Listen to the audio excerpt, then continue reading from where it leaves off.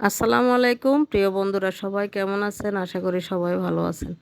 তো আজকে আমি রান্না করব করলা দিয়ে ছোট মাছের চচ্চড়ি। তো এটা কার কার ভালো লাগে, কে কে খেয়েছেন?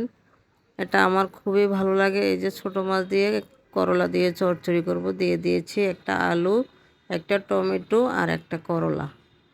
তো এই যে দেখছেন গুঁড়া মাছ, আমি ধুয়ে মাছগুলো পরিষ্কার করে এখন দিয়ে দিয়েছি আদা বাটা, একটু রসুন বাটা, দিয়ে দিলাম হলুদের গুঁড়া,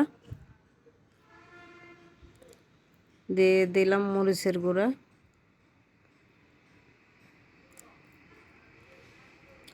গুঁড়া মাছটা একটু ঝাল ঝাল করে রান্না করলে খেতে ভালো লাগে। তো দিয়ে দিলাম পরিমাণ মতো লবণ, দিয়ে দিব একটু জিরার গুঁড়া, আর দিয়ে দিব সরিষার তেল। তো আমি মাছটাকে আগে ভালো করে মেখে নিব। এটাকে ভালো করে মাখতে হবে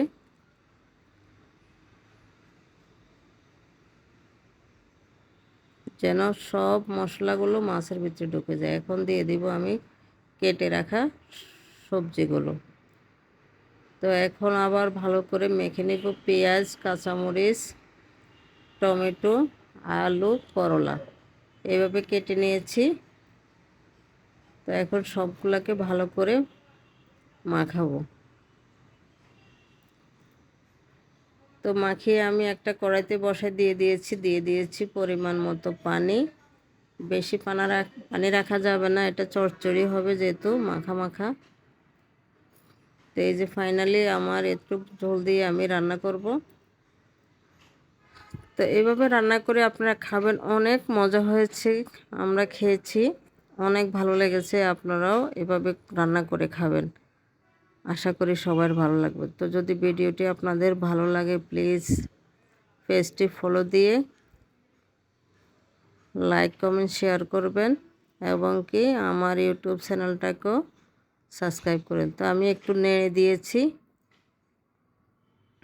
দেখুন মাশাআল্লাহ কালারটা অনেক সুন্দর হয়েছে। আমি একটু লবণ দেখে নিচ্ছি, আর কিছুই দিতে হবে না, একদম পারফেক্ট হয়েছে। তো এই যে ফাইনালি আমার রান্না হয়ে গেছে, এইভাবে মাখা মাখা থাকবে। তো ধনিয়া পাতা ছিল না বিদায় দিতে পারি নাই। ধনিয়া পাতা দিলে আরও ভালো লাগতো, আপনারা ধনিয়া পাতা দিয়ে রান্না করবেন। তো অনেক অনেক দোয়া ও ভালোবাসা রইল। আমার ইউটিউব চ্যানেলটাকেও সাবস্ক্রাইব করবেন, সবার কাছে অনুরোধ রইল। ধন্যবাদ, ভালো থাকবেন।